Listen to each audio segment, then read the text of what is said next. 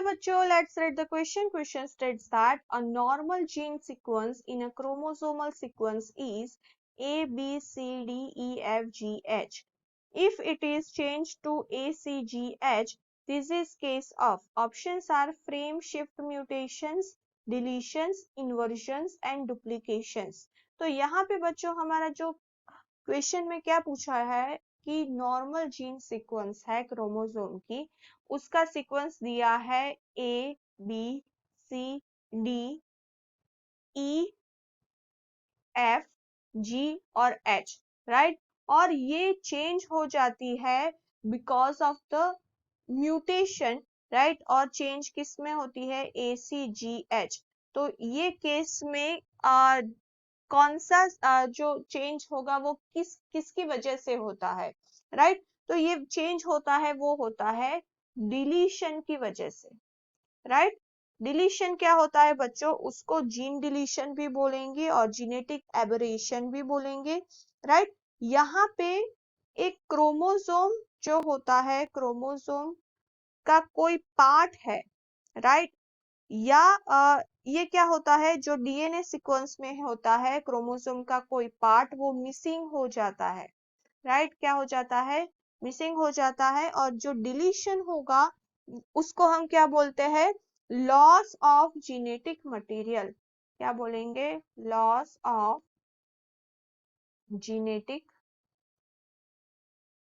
Material, right. तो कोई भी न्यूक्लियोटाइड में कोई भी नंबर है, नंबर ऑफ न्यूक्लियोटाइड, वो क्या हो जाता है, डिलीट हो जाता है, राइट। तो सिंगल बेस में एंटायर पीस जो होता है क्रोमोसोम के अंदर, उसमें से कोई भी, यानी कि यहाँ पे क्या क्या डिलीट हुआ है, एक तो डिलीट हुआ है बी, देन डिलीट हुआ है डी और ई एफ, राइट। तो ये चार जो बेस है वो क्या हो गए हैं, डिलीट हो गए, मिस हो गए, क्रोमोसोम के पार्ट मिस हो गए हैं, राइट। तो उसको हम बोलते हैं डिलीशन।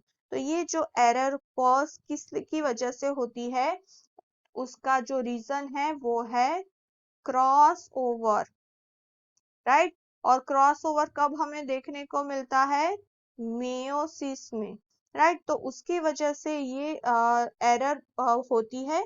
और ये कॉज क्या करती है, कॉज करती है जीनेटिक डिजीज, राइट।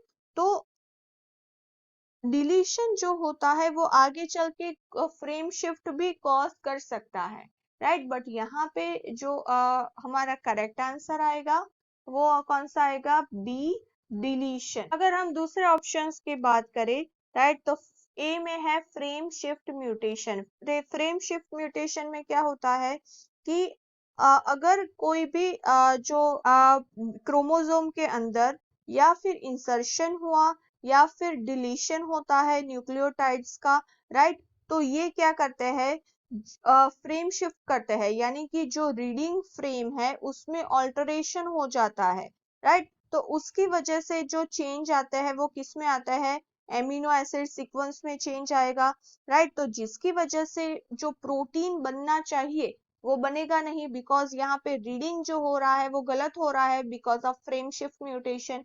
तो ये ऑप्शन हमारा रॉन्ग आएगा। अगर इंसर्शन की बात, इन्वर्जन की बात करें, तो इन्वर्जन में क्या होता है कि ये अगर क्रोमोसोम है, ये अगर हमारा क्रोमोसोम है, राइट, तो सिंगल क्रोमोसोम के अंदर 3 पोर्शन है। तो ऐसे